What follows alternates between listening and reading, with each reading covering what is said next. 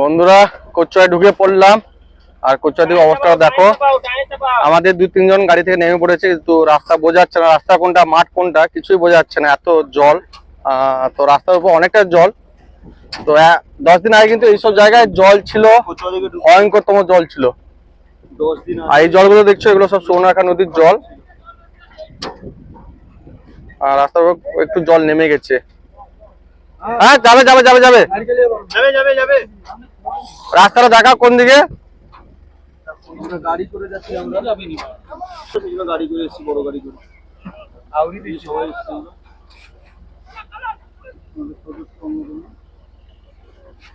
কত জল দেখো, দুজন দুপাশ দিয়ে হাঁটো, দুজন দুপাশ, রাস্তা দুপাশ দিয়ে হাঁটো, দিলে বুঝতে পারবে কোন দিকে খালা কোন দিকে গর্ত আছে, ওসব বুঝতে পারবে। তো আমরা ট্রাক্টরটা পেয়ে গেলে আমাদের সুবিধা হতো একটু, কিন্তু ট্রাক্টরটা ভাগ্যিস পাইনি আমরা, কি করবো এখন সে তো বুঝতে পারিনি। তো কালকে আসার কথা ছিল, বৃষ্টি হয়ে গেছিল, কালকে আসতে পারিনি। জুতো হাতে নিয়ে লাফাচ্ছে এদিকে, সামনের দিকে আরো সামনের দিকে কি অবস্থা, ভয়ানক ব্যাপার সামনের দিকে।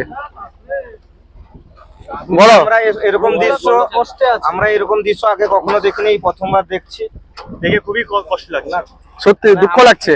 এই জীবন যাপন আমরা হয়তো পেলে হয়তো মানে ভগবানের কাছে দোয়া করতাম যে এরকম জীবন যাপন যাতে না দেয়। আমরা যেহেতু টাউনের উপর থাকি বুঝতে পারি না এতটা ভিতর দিকে যে কতটা কষ্টে মানুষ আছে। তো সত্যি আমরা যারা দীঘা বা রামনগর বা কোনটার দিকে আমরা আছি, বুঝতে পারছে না কেউ যে ভিতর দিকে মানুষ কত কষ্টে আছে। দেখো এদিকে অবস্থাটা দেখো, রাস্তার মাঠ সমান। এটা মেন রাস্তা না, এটা মেন রাস্তা।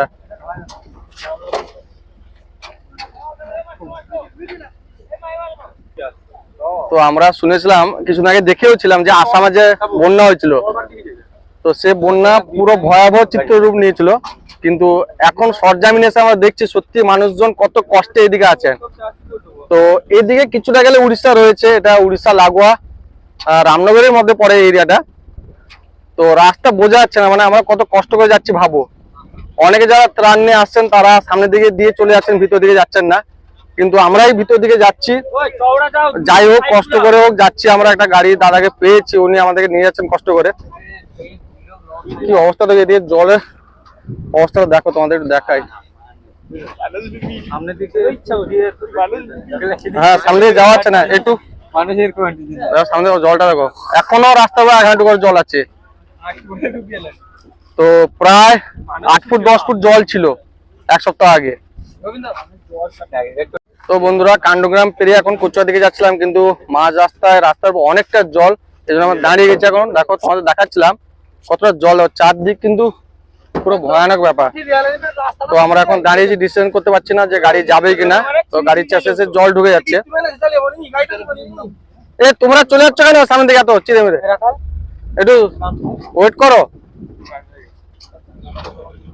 তো এই রাস্তায় কিন্তু 1 হাঁটু জল এখন আছে বর্তমান, কিন্তু 10 দিন আগে কিন্তু প্রায় 6 থেকে 7 ফুট 8 ফুট জল ছিল।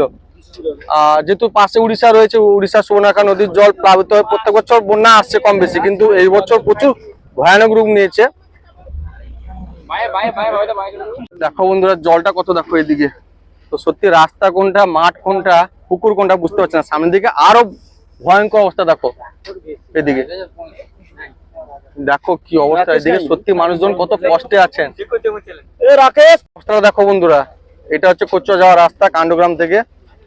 আর দুপাশে এগুলো কি গাছ গো, এগুলো খড়ি গাছ, ছাই গাছ, এগুলো ছাই গাছ, দুপাশে ছাইয়ের বন পুরো দেখতে পাচ্ছ।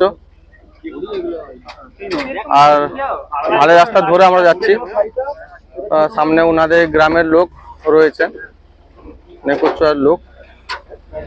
এ লাগবে, জোর লাগবে, ধরো ধরো। তো কি অবস্থা বুঝতে পারছো বন্ধুরা, আমরা হয়তো শহরে টাউনের উপর আছি বুঝতে পারছি না, কিন্তু এই গ্রামের মধ্যে অবস্থাটা দেখো। দেখো বন্ধুরা এদিকে অবস্থাটা দেখো, তোমার দেখাই একটু। আর সামনে রাস্তা নেই, দেখো পুরো জলের তলায় এখন রয়েছে রাস্তা, চারদিক জলমগ্ন। আর সেই জলে বাচ্চারা খেলাধুলা করছে, ওরা তো ছোট বুঝতে পারছে না কি অবস্থা।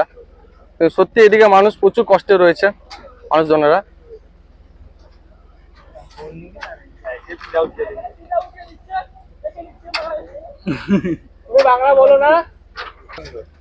তো কচুয়া অঙ্গনবাড়ি দেখতে পাচ্ছ বন্ধ রয়েছে এখন, ছোটদের যে স্কুল অঙ্গনবাড়ি ওটা বন্ধ রয়েছে।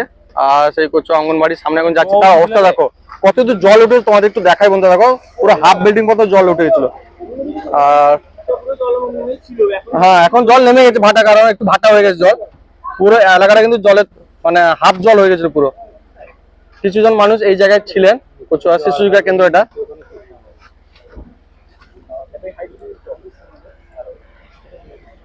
এদিকে দেখো, তোমাদের দেখাই একটু,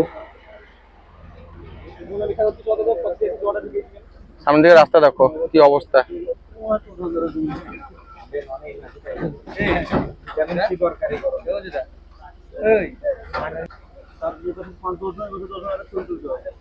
দেখো রাস্তা কোথায় বোঝা যাচ্ছে না।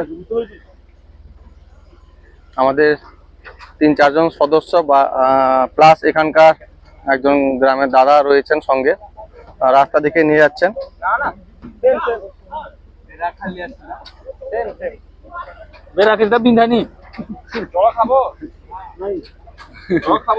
তো বিনা জাল যে বসানো আছে, তো আমাদের একজন সদস্য গিয়ে দেখছে যে কতটা,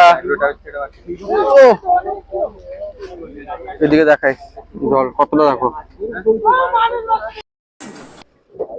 এই যে রাস্তার জল অবস্থা দেখো। মানুষও বাঁচিয়ে আছে।